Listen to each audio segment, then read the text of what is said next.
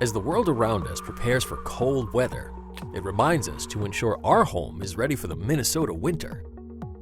Heating costs make up the majority of your home's energy expenses, so it's a good idea to make sure your furnace is working efficiently.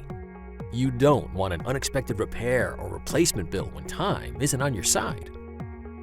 If you're adjusting your thermostat more often than usual, or your bill seems high, you may have a failing or inefficient furnace.